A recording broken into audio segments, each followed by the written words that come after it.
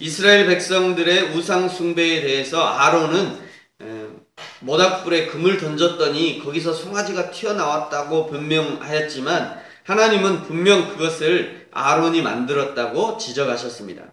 한 사람의 지도자가 얼마나 중요한가를 보여주는 대목이라고 할 수 있습니다. 교회에서도 장로님이나 목사님이 약간 삐딱선을 타기 시작하면 도무지 방법이 없는 것을 우리가 많이 볼 수 있습니다. 신천지의 산옮기기라는 작전도 결국 그 교회의 담임 목사님을 신천지 목사로 바꾸면 끝이 나는 것이죠. 그만큼 리더의 역할이 중요하다고 할 수 있습니다. 그러므로 우리가 공동체의 리더를 위해서 기도해주고 그 리더를 견제해줄 만한 시스템이 구축되어 있다면 공동체를 건강하게 유지해 갈 수 있는 것입니다. 건강한 공동체는 리더만 건강해서 건강해지는 것이 아니라 그 교회 내에서 그런 서로를 견제해 줄 수 있는, 서로를 체크해 줄 수 있는 그런 시스템이, 목사님은 장로님들이 체크해 주고 장로님들이 목사님들 체크해 주고 성도들도 목사님 체크하고 성도님들도 우리 목사님들 체크해 주고 이런 어떤 좋은 그런 시스템이 돼 있으면 참 교회를 건강하게 유지하게 할 수 있겠다라는 생각을 합니다. 저를 포함해서 우리는 기본적으로 자신이 리더가 되면 누군가의 견제와 간섭을 받기를 싫어하는 경향들이 있죠. 그러나 어디서든지 건강한 야당은 반드시 필요한 것입니다. 무조건 반대하는 야당이 아니라 여당의 정책을 견제해주고 다른 방법을 생각할 수 있도록 비판해주는, 그래서 여당과 정부가 바른 정책을 펼쳐갈 수 있도록 도와주는 야당이 필요한 것이죠.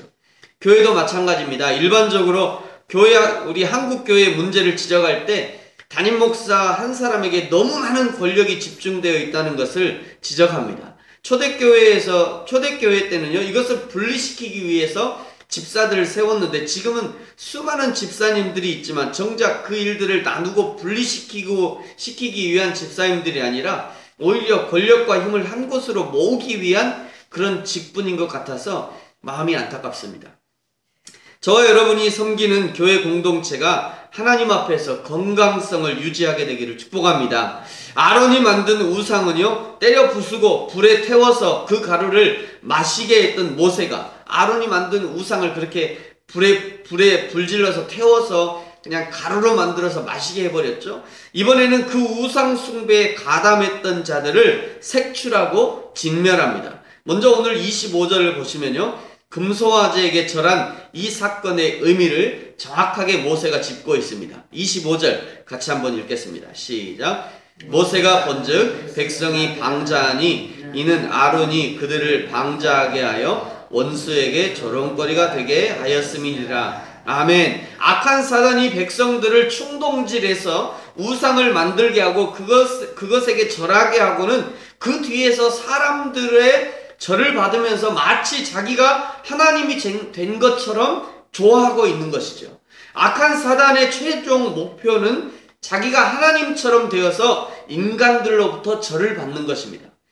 그래서 예수님을 시험할 때도 내게 절하면 이 세상 모두를 내가 주겠다라고 뻥을 치는 거죠. 그 장면을 마태복음 4장에서 이렇게 기록하고 있죠. 마귀가 또 그를 데리고 지극히 높은 산으로 가서 천하만국과 그 영광을 보여 이르되 만일 내게 엎드려 경배하면 이 모든 것을 내게 주리라. 이에 예수께서 말씀하시되 사탄아 물러가라. 지금도 사탄이 이런 전략들을 가지고 수많은 사람들을 속이고 있는 것입니다. 내게 절하면 시험에 합격시켜 주겠다. 내게 절하면 합격을 시켜주겠다. 내게 절하면 뭔가 잘 될 것이다. 거짓말하고요. 거기서 속은 사람들이 바위에 절하고 부처에게 절하고 엿을 붙여놓고 절하고 새벽부터 밤 늦게까지 절하고 천배하고 만배하고 삼보 일배를 하고 이렇게 하는 것입니다. 그 뒤에 사단이 탁 버티고 앉아서요, 그 절을 받는 거죠. 하나님의 형상으로 지음받은 사람들이 자기에게 절하는 것을 보면서 마치 하나님이 나에게 절하는 것처럼 사단이 그렇게 그 뒤에서 그렇게 착각을 일으키면서 그렇게 있는 것입니다. 우리가 우상숭배나 조상숭배를 하지 말아야 하는 이유가 바로 여기 있는 거죠. 그냥 제사상 차려놓고 거기에 그냥 나는 뭐 제사 안 하고 나는 하나님 섬기는 사람이니까 나는 우상하고 상관없어. 내가 그냥 절하는 거는 그냥 우상 숭배 절이 아니라 그냥 조상, 우리 형제들이 하도 얘기를 하니까 그냥 나는 하나님 섬기는 사람이니까 나는 그런 거 안 해 하면서 나 그냥 절만 한번 하고 나는 끝날라고 그렇게 한다고 이러면서 그냥 절 한번 그렇게 해서 끝날 문제가 아니에요, 이게. 제사상 음식 차려놓고 머리 한번 숙이는 그 문제가 사실은 그 뒤에 사단이 다 웅크리고 앉아가지고요. 그래, 저래라. 오, 잘했다. 이러고 있는 거예요, 사단이요. 그 절 한번 받으려고. 이 보통 문제가 아닙니다, 그래서 사실은. 이것이 우상숭배의 정체인 것이에요. 그래서 우상숭배를 절대 하지 말라는 이유가 바로 여기 있습니다. 모세가 백성이 방자하게 되었고 원수의 조롱거리가 되었다는 것이 바로 이런 말인 것입니다. 이런 백성들의 잘못을 바로잡기 위해서 모세가 아주 극단적인 조치를 취합니다. 우리 26절입니다. 26절 같이 한번 읽겠습니다. 시작. 이에 모세가 진문에 서서 이르되 누구든지 여호와의 편에 있는 자는 내게로 나오라 하매 레위 자손이 다 모여 그에게로 가는지라. 아멘. 여호와의 편에 있는 자는 내게로 나오라, 이 말을 직역을 하면요, 여호와를 위하는 자는 누구냐, 혹은 누가 여호와를 위하는가 라고 하는 말입니다. 모세는 일방적으로 여호와를 위하는 자는 나오라 하지 않고 누가 그런 사람인가를 먼저 물어보고 확인한 다음에 나에게 나오라 이렇게 얘기하는 것입니다. 이것은 백성에게 선택과 결단을 함께 촉구하는 것이죠.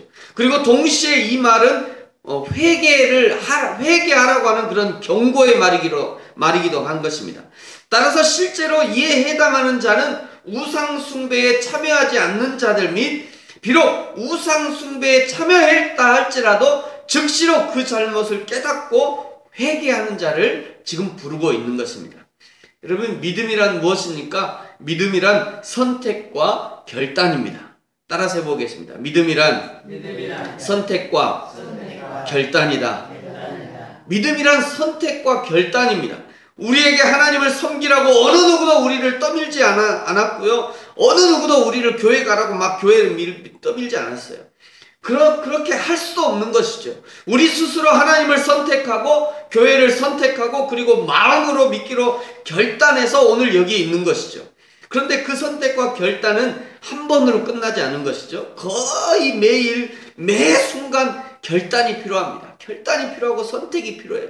매 순간 이불에서 이불을 걷어차고 내가 나와야겠다는 그런 결단을 해야 여기 나올 수 있는 것처럼 매 순간 우리는 그런 결단을 해야 되는 것이죠. 여러분, 그래서 신앙생활이 쉽지 않은 것입니다. 모세의 선택과 결단의 촉구에 레위인들이 앞으로 나옵니다. 정확히 말하면 레위인 중에서 우상숭배에 참여하지 않은 모든 자들이 나온 것이죠. 레위인 중에도 우상숭배를 했던 사람들은 안 나왔을 것입니다. 그러나 레위인 중에도 우상숭배에 참여하지 않은 자들이 모세 앞에 나온 것이죠. 그리고 그들은 모세의 명을 따라 그들의 이웃과 형제, 그들의 아들들까지도 칼로 쳐 죽였는데요. 28절에 보시면 그날 죽임을 당한 자들이 약 3,000명 정도였다라고 소개하고 있습니다. 29절은요. 이것을 그들이 하나님 앞에서 사람보다 하나님을 더 사랑한 일로 간주되어서 하나님께 의롭다 인정함을 받습니다. 때로 신앙은요, 이런 갈등을 극복해야 된다는 사실을 신약시대에 예수님을 통해서 밝히 말씀하셨죠. 마태복음 10장 37절 39절 이렇게 말씀합니다. 아버지나 어머니를 나보다 더 사랑하는 자는 내게 합당하지 아니하고 아들이나 딸을 나보다 더 사랑하는 자도 내게 합당하지 아니하며 또 자기 십자가를 지고 나를 따르지 않는 자도 내게 합당하지 아니하니라. 자기 목숨을 얻는 자는 잃을 것이요 나를 위하여 자기 목숨을 잃은 자는 얻으리라. 여호와 하나님을 믿는 신앙을 유지하려고 할 때 아버지와 어머니와 갈등이 있을 수밖에 없다는 것입니다. 자녀들과도 갈등이 있을 수밖에 없다는 것이에요. 그때 아버지를 버리고 어머니를 버리고 자녀를 버리고 나를 따르라, 그런 말이 아니라 이것은 어떤 말이냐면 거기서 네가 누구를 더 사랑하는가를 내게 보이라, 이런 말입니다. 누구를 더 사랑하는가. 네가 아버지와 어머니와 갈등을 겪을 때 거기서 누구를 더 사랑할 것인가? 자녀들과의 갈등을 겪을 때 거기서 누구를 더 사랑할 것인가? 자녀를 버리고 아버지 버리고 나를 따르 그런 말이 아닙니다. 그거 다 이단들이 하는 거예요. 이단들은 다 가정을 버리시오. 이혼해서라도 당신이 신천지를 섬겨야지 말이지. 뭐 이러기도 하고 이혼을 각오하고라도 이 하나님의 단을 섬기시 이거 매우 위험합니다. 만약에 혹시라도 그런 게 있으면 빨리 떠나셔야 됩니다. 그 대부분 이단입니다. 대부분 이단이 그렇게 합니다. 여기 있는 이 말은 버리고 나를 떠나 이런 말이 아니라 거기서 누구를 더 사랑할 것인가를 결단해라 이런 말인 것입니다. 여호와 하나님을 더 사랑하기 때문에 레위인들은 이스라엘 백성 중에 있는 죄를 처리할 수 있었습니다. 때로는 우리 중에 있는 우상 숭배의 죄를 없이 하기 위해서 뼈를 깎는 아픔이 필요할 수도 있습니다. 레위인들은 하나님의 명령을 수행하면서 사사로운 혈육의 정에 얽매이지 않았습니다. 친한 사이니까 죄를 눈감아주는 것이 아니라 가까운 사람일수록 엄격하게 대해야 되는 이유가 바로 여기 있는 것입니다. 레위인들의 칼에 우상 숭배자들이 죽어가는 모습을 보면서요, 모세가 얼마나 가슴이 아팠을까 생각해 봅니다. 눈물을 흘리는 모세의 기도가 이제 31절과 32절입니다.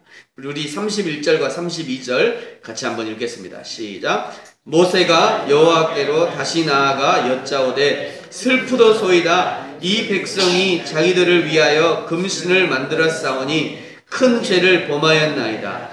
그러나 이제 그들의 죄를 사하시옵소서. 그렇지 아니하시오면 원하건대 주께서 기록하신 책에서 내 이름을 지워버려 주옵소서. 아멘. 하나님 앞에 범죄한 것은 사실이니까 어찌할 수 없고 하나님의 심판도 돌이킬 수 없지만 그럼에도 불구하고 하나님의 백성들을 살려달라는 중보자 모세의 마음인 것이죠. 이것이 전도자의 마음이 아닐까 생각합니다. 어제도 오후 내내 한 3시간, 한 4시간 정도 이렇게 뻥튀기를 만들고 포장하고 막 스티커를 넣으면서요. 또 함께 하시는 전도사님하고 전도사님 부부랑 같이 막 이렇게 만들고 지금 이제 로비에 가시면 가득 차 있습니다만 이렇게 만들면서 참 이 귀한 일이다라고 생각하면서요. 어제 이제 그런 이제 여러 가지 교제를 하면서 이런 얘기도 하더라고요. 어떤 경우에는 특별 새벽길에 특세를 하면서 특세에 출석하는 대학생들한테 그날 전체 풀로 참석하면 10만 원의 장학금을 준다고 이런 얘기를 들었어요. 10만 원 들여서 한 사람을 구원할 수 있으면 나 같으면 100만 원도 쓰고 1000만 원도 쓰겠다. 그런 마음이 들더라고요. 돈이 문제가 아니라 한 사람을 구원할 수 있으면. 어제 보니까 뻥튀기를 거의 한 15봉지 정도, 저 15봉지 하나에 한 200개 정도 들어가거든요. 한 봉지에 200개 정도 들어가요. 한 봉지 튕기는데 약 30분 정도 걸립니다. 한 봉지에. 저거를 가득 이렇게 해놓고는 그런 마음이 들었어요. 야, 이거 뻥튀기 하나에 한 사람만 전도될 수 있어도, 야, 뻥튀기 한 봉지에 한 사람만 전도될 수 있어도 1000봉지는 뭐냐? 10,000봉지라도 튀기겠다 내가. 그런 마음이 들더라고요.